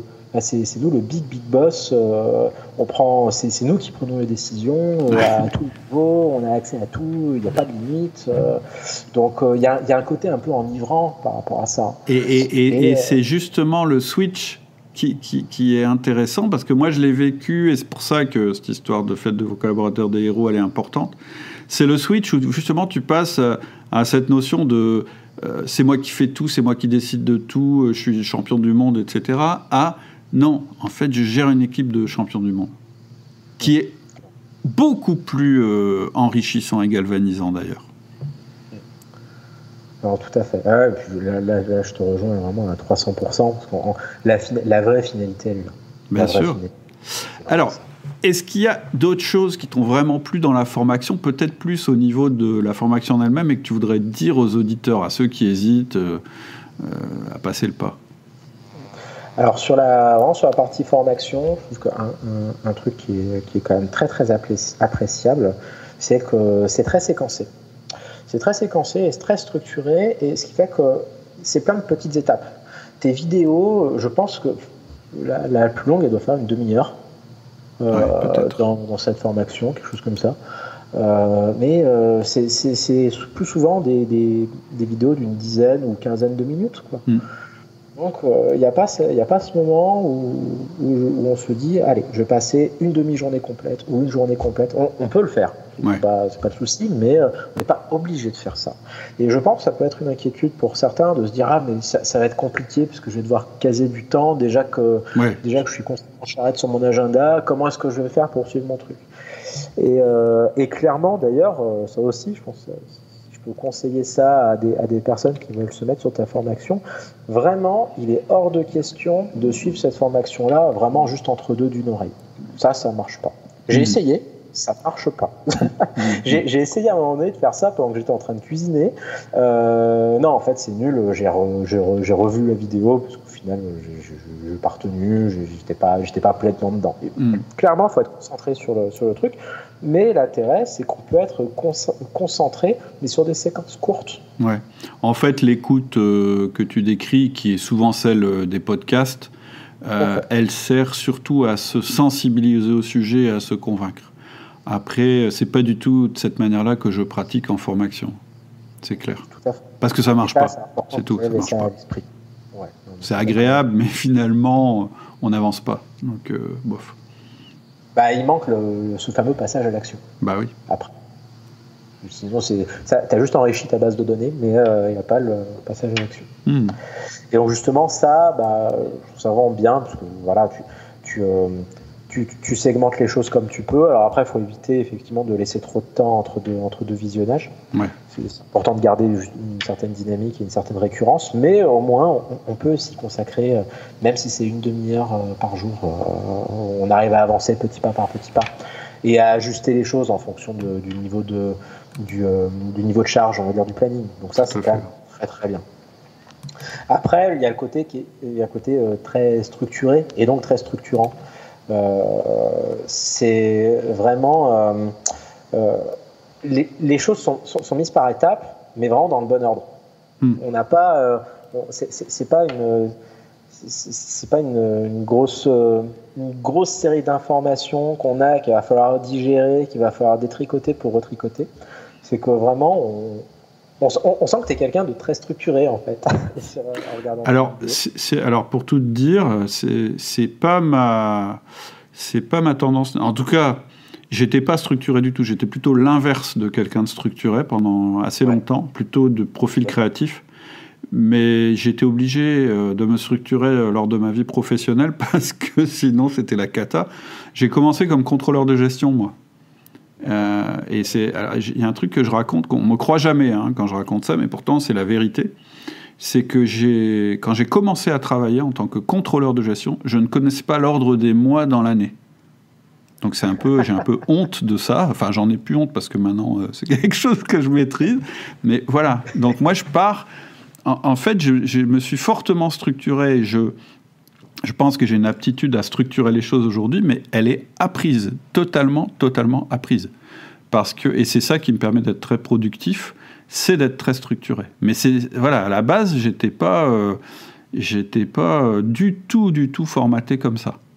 Et ce qui prouve d'ailleurs un truc que je supporte pas d'entendre et que j'entends beaucoup, parce qu'en France, on aime bien utiliser le mot « ou » plutôt que le mot « et ». On nous dit toujours, t'es soit créatif, soit organisé. Et non, tu peux être créatif et devenir organisé en plus, et ça n'enlève rien à ta créativité. Au contraire, ça l'enrichit, et vice-versa. Donc non, ça non, je partais pas. Alors après, oui, ça m'a structuré de faire du contrôle de gestion et puis plus tard de manager des entreprises, etc. Et je suis par contre complètement d'accord. Le podcast, il permet de comprendre les concepts, mais les formations permettent de les mettre en œuvre dans le bon ordre parce qu'il y a un ordre, effectivement. Et cet ordre, il est vraiment primordial. Et même justement, si on continue à faire le parallèle par rapport au podcast, c'est quelque chose qui est assez flagrant. C'est que les podcasts, c'est plusieurs idées, pas du tout déconstruites, parce qu'elles vont toujours dans un même sens, mais par contre, qui sont quand même beaucoup plus dispatchées. Et là, ta formation, elle permet de réaligner tous les concepts que tu abordes sur tes podcasts et les réaligner vraiment dans le bon sens et dans le bon ordre. Et sans cette clé-là, c'est quand même difficile d'avancer correctement. C'est clair. Donc ça, voilà, pour moi, c'est un point très très positif sur ta formation. Et c'est ce qui fait que ça se suit quand même simplement. Les concepts, en fait, ils arrivent comme des évidences et ils viennent s'imbriquer les uns avec les autres comme des évidences. Et l'objectif aussi, parce que moi j'ai dû en passer par là, c'est qu'il faut que ce soit très simple à comprendre. Moi j'ai dû faire ce travail. En fait, je dis souvent, si tu veux devenir bon, il ne faut pas demander à quelqu'un qui était naturellement bon au départ. Il faut demander à quelqu'un qui était plutôt mauvais au début, qui s'est amélioré. Tu as beaucoup plus de choses à apprendre de ce genre de personnes. Je prends l'exemple dans une salle de sport. Si tu vas voir le mec qui de toute façon était né et qui poussait 110 kilos, développé couché, quand il est né, il ne saura rien te dire sur comment devenir fort au développé couché. Par contre, le mec qui a commencé, qui n'arrivait pas à soulever la barre et qui maintenant fait 110 kilos, lui, tu as des choses à apprendre de lui. C'est pareil pour la course, mais je pense que c'est pareil aussi pour le travail. Alors évidemment, il faut demander à quelqu'un qui a réussi à le faire. Sinon, il ne va pas te donner des bons conseils. C'est clair. Et toujours par rapport au point positif de ta formation, c'est pareil, tu l'évoques déjà très souvent, mais c'est le fait que ce soit quand même très concret, que ce soit très... c'est très tangible, en fait. Et justement, le fait que ce soit très tangible, c'est ce qui te permet d'orienter ça sur un côté action. C'est pas... Alors ok, il y a des brins de théorie. Il faut quand même commencer par fixer, à mettre les bases de certains concepts, donc forcément que ce sont des aspects plutôt théoriques. Mais en fait, très vite, d'une part, cette théorie, elle est appliquée elle est exposée d'une manière très très concrète. Donc on arrive à rapidement brancher cette théorie dans notre petit cas particulier qui n'est pas le même qu'un tel ou un tel. Et en plus de ça, après très rapidement, on arrive sur là maintenant, commence à lister ça, puis maintenant avec cette liste-là, fais ça, etc., etc. Donc ce qui fait que même si c'est en vidéo, même si c'est pas une formation présentielle, non, en fait, ça n'empêche pas de passer à l'action, à la seule condition que la personne ne soit pas juste pointée là en voyant de la lumière. Non. Personnellement, et je pense que c'est un prérequis indispensable, j'ai pris cette formation dans une volonté de changement. Et si effectivement tu n'as pas cette volonté-là, si tu t'imagines que tu récupères ça comme si tu téléchargeais un fichier et que c'est bon, comme par magie les choses vont se faire, non, ça ne marchera pas. Non, dans ce cas-là, en fait c'est tout l'intérêt du podcast. C'est-à-dire qu'il a aussi cet intérêt-là qu'il va préparer les personnes. C'est très clair. Soit le podcast t'adhère, soit t'adhère pas. Tu vois là, ça fait 1h15 qu'on s'écoute. Je pense que les gens qui nous écoutent encore, clairement, ça veut dire qu'ils sont prêts à passer à l'action, parce que sinon ils se donneraient pas le mal d'écouter 1h15 sur le management. Les gens qui adhèrent pas au podcast, de toute façon, ils n'adhéreront pas aux formations. Donc le rôle du podcast ou des vidéos que j'ai faites, c'est déjà de valider si on est d'accord sur les concepts. Après, si on est d'accord sur les concepts, c'est de valider si on est prêt à passer à l'action. Et ce que tu dis, c'est tout à fait juste. Quelqu'un qui n'est pas prêt à passer à l'action, il ne faut pas qu'il prenne une formation. Parce qu'en fait, il va l'utiliser comme un podcast, et ça ne sert à rien. Autant écouter les podcasts, ça coûtera moins cher. C'est exactement ça. Et après, le risque, c'est d'avoir une frustration derrière en se disant « ouais, mais au final, c'est nul, ça ne sert à rien ». Et en fait, non. Si tu ne le mets pas en application, ça sert à rien de plus qu'un podcast, en fait. C'est vrai. Est-ce que tu as des chiffres ou des résultats concrets aussi que tu pourrais partager ? Tu en as déjà donné pas mal quand on pendant le début du podcast, mais est-ce que tu as d'autres choses, je dirais, sur des aspects un peu plus concrets ou factuels? Alors pour l'instant, en termes de données, on va dire strictement financières, j'ai pas encore le rebond, même si ça fait partie, on va dire, de ma stratégie que j'ai mise en place pour l'année 2021. Donc là, pour l'instant, les éléments concrets... Alors si ça peut t'encourager, je te le dis, j'ai eu il y a quelques temps des personnes que j'avais accompagnées puis qui a mis en place des choses et qui est expert comptable. Il m'a dit là, alors lui c'est l'année où il a travaillé le moins, où il a le plus délégué et où il a le plus embauché, qu'il a eu les meilleurs résultats. C'était l'année dernière, en plus pendant le Covid. Quoi. Donc voilà, si ça peut t'encourager. La société. C'est pas garanti, mais en tout cas, voilà, lui, ça m'a fait vraiment plaisir. Ça me surprendrait pas, et en fait, j'ai construit, on va dire, mes axes stratégiques dans ce sens. Quoi. Mais là, par contre, un point qui est encore une fois très très récent, très factuel, je pense que ça pourrait aider quelques-uns peut-être, c'est le fait que j'ai eu un gros turnover. Quand on a 3 salariés, on a très vite un turnover qui est énorme. Et oui, si on a un qui part, ça fait 30%. Et c'est... Ah ouais. Et là, pour le coup, sur trois collaboratrices, il y en a 2 qui sont parties. D'accord. Et ça, elles sont pas parties à cause d'outils du manager, quand même. Non, pas du tout. Même que ça. Alors, il y en a.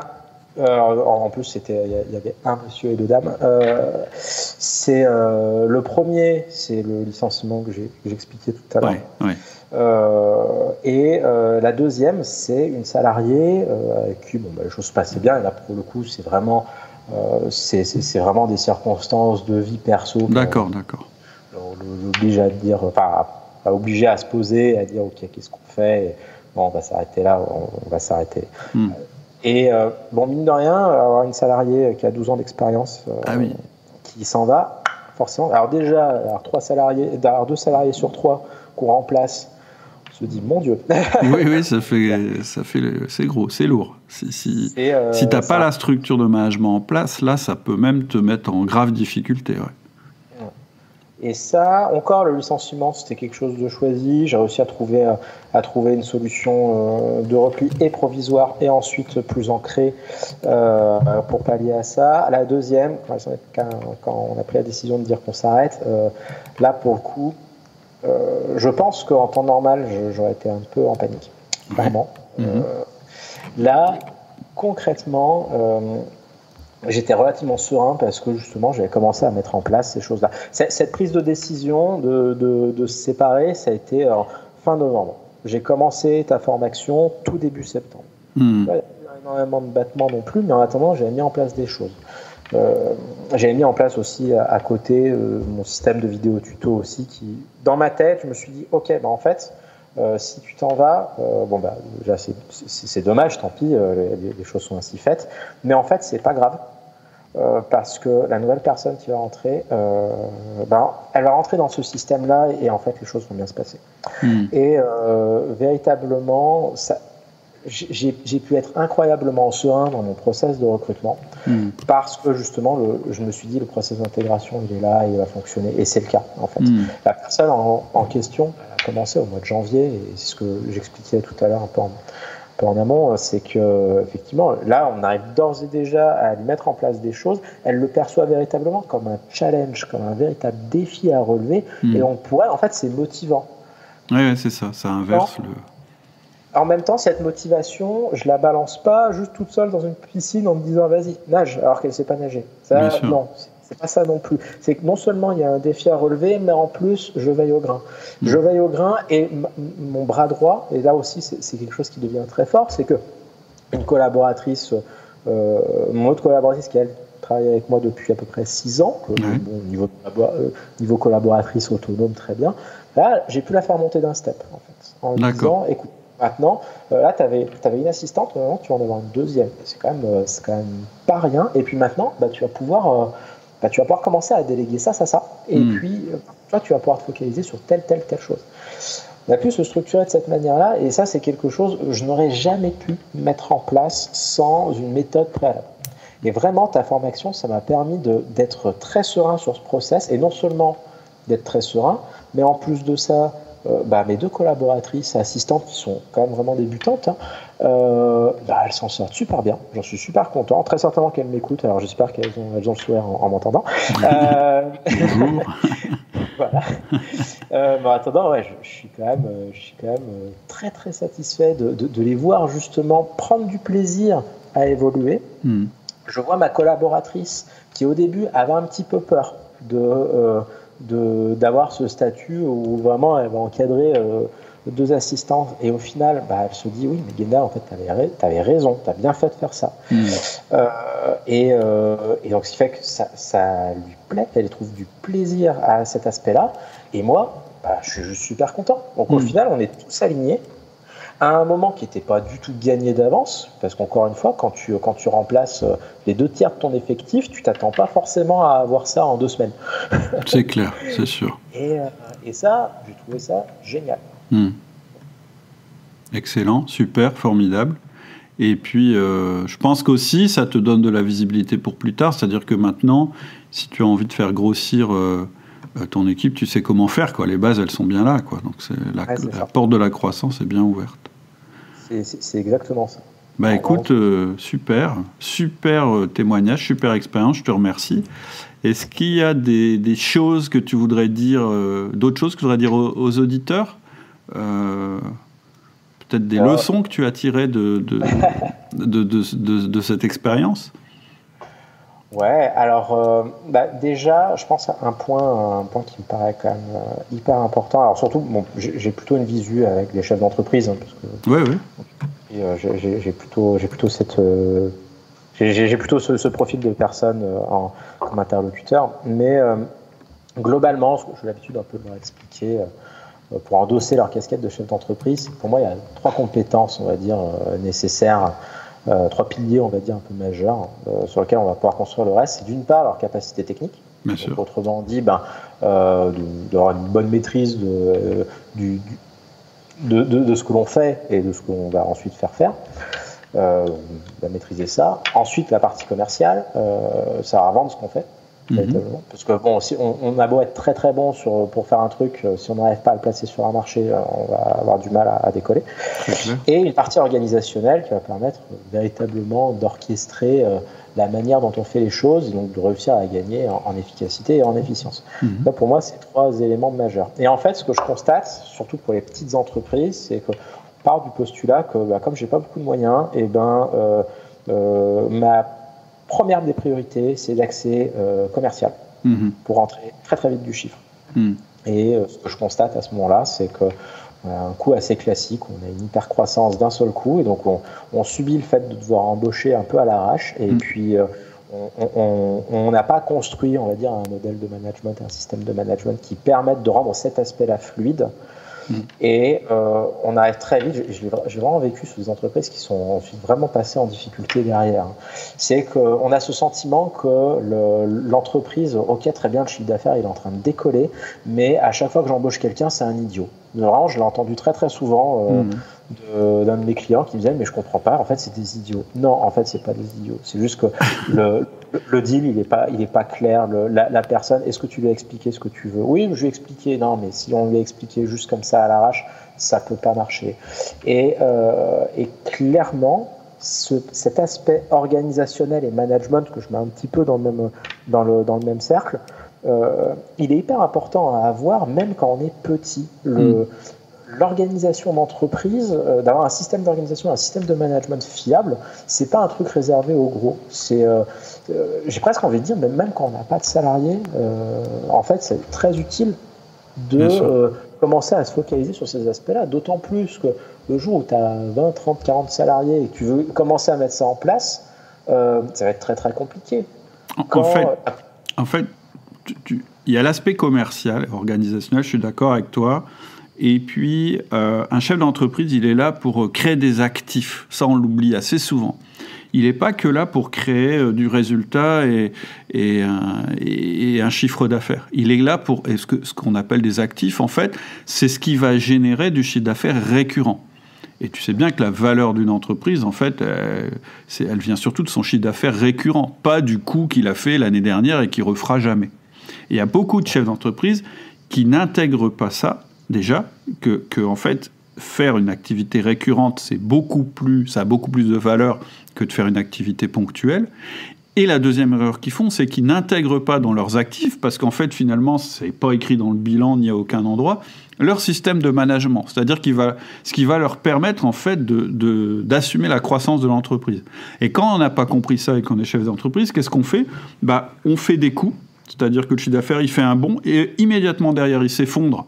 Parce que finalement, on n'a pas la structure, et puis on embauche, puis ça marche pas, puis ça nous pose des problèmes, donc on est obligé de licencier, et donc il faut réembaucher. Et du coup, en fait, on se met à faire du mauvais management, et du coup, on perd son chiffre d'affaires. C'est-à-dire que je suis d'accord avec toi que, en fait, tout ça, ça doit se faire en parallèle. Et le chef d'entreprise, il ne peut pas avoir qu'une seule casquette, il doit en avoir plusieurs. Et une des casquettes les plus importantes, c'est celle du manager, s'il veut que son entreprise grandisse. C'est très, très clair. Maintenant, je mets juste un bémol, parce que j'y ai jamais pensé avant. C'est un cas qu'on a eu récemment d'une personne qui a suivi la formation et qui me disait j'ai fait tout comme c'était indiqué, et finalement, ma boîte décolle pas. Et en fait, la personne, là, pour le coup, elle n'avait pas validé d'abord le modèle économique de son entreprise, c'est-à-dire qu'elle est trop vite passée dans la phase je veux plus être impliqué au quotidien, je veux très très vite prendre du recul, mais elle n'avait pas validé son business model. Et ça, quand même, un chef d'entreprise, il a cette chose à faire avant, c'est juste de valider que son activité est rentable. Parce que, voilà, là aussi, c'est pour ça que je mets un tout petit bémol par rapport à ça, c'est que tout ce qu'on est en train de dire, évidemment, ça fonctionne si on a des clients et si on a du chiffre d'affaires. C'est très très clair. C'est vrai, non, mais tu as tout à fait raison. Ça c'est certain. Sinon, effectivement, ça devient de la perte sèche. Effectivement, le facteur management, comme tu dis, c'est un actif. Il faut le voir vraiment comme un investissement. Donc, effectivement, faire un investissement à perte, c'est un peu dommage. C'est clair, exactement. Ouais, on peut le voir comme ça. Mais par contre, je pense que ça va vraiment. L'aspect management, l'intérêt de le mettre dès le départ, c'est que c'est quand même beaucoup plus simple à le mettre en place. Moi, je le vois bien. En termes d'organisation, c'est beaucoup plus simple de mettre en place des 1 à 1 avec 3 personnes. Oui. Du jour au lendemain, je veux dire. Alors que si j'en avais une dizaine, ce serait certainement beaucoup plus compliqué. Oui. Donc ça, c'est important, je pense, de le prendre en amont. Et encore une fois, des petites entreprises, je pense elles doivent surtout pas avoir peur de ça, quoi. Je suis tout à fait d'accord avec toi. D'ailleurs, une des questions récurrentes sur le forum que j'ai, c'est voilà, j'ai 40 salariés, j'arrive pas à faire des 1 à 1 avec tout le monde, comment je fais ? Donc c'est exactement le problème que tu décris. Je dis ça en rigolant, c'est pas forcément 40, mais j'ai le cas. Et donc il faut expliquer, le premier pas, c'est de mettre en place des relais de communication avec qui on va commencer. Mais effectivement, l'idéal, c'est ce que tu viens de décrire. Aujourd'hui, j'ai 3 salariés, je mets tout de suite en place un système de management. Ça coûte très peu en termes de temps et c'est un actif pour le futur. Donc ça, c'est le meilleur cas de figure qu'on puisse trouver. Ou bien le manager qui arrive tout juste en poste et puis qui a 8 personnes dans son équipe, par exemple. Après, l'autre cas de figure, on le gère aussi. Quelqu'un qui a déjà 40 personnes et qui est déjà débordé, c'est la même méthode, sauf qu'il y a des petites étapes intermédiaires à mettre. Ok, écoute, super. Voilà. Ça fait, je crois, 1h30 quasiment qu'on parle. Je t'avais prévenu. Non, mais c'était passionnant. C'était passionnant. En tout cas, je te remercie d'avoir passé un petit peu de temps avec moi. J'espère que ça va parler aux auditeurs. Si des personnes veulent t'interroger ou discuter avec toi, est-ce que tu es sur le forum ? Oui, alors c'est vrai que j'interviens pas forcément régulièrement, parce que c'est vrai que forcément ça nécessite un petit peu de temps, mais je l'ai déjà fait 2-3 fois. D'accord. D'ailleurs, c'est très drôle, la personne se reconnaîtra certainement, mais j'ai quelqu'un en fait qui s'est mis en contact avec moi sur LinkedIn après pour me demander en direct un témoignage. Donc j'ai échangé directement avec cette personne. D'accord. Justement pour lui expliquer la formation LME, c'est comme ça et tout. C'est super cool, vas-y, fais-la. Ça vaut le coup. J'ai eu cette occasion là. Voilà. Techniquement, oui, je Je suis techniquement joignable sur le forum, hein, si jamais, il n'y a pas de problème. Mais également sur LinkedIn. D'accord. On cherche. Gendal Ramon. Ouais, c'est ça, tout à fait. Okay. Et voilà, s'il y a des personnes qui veulent venir échanger, discuter, vous êtes tous très bienvenus. J'aime bien me prêter à cet exercice-là, donc super. N'hésitez pas.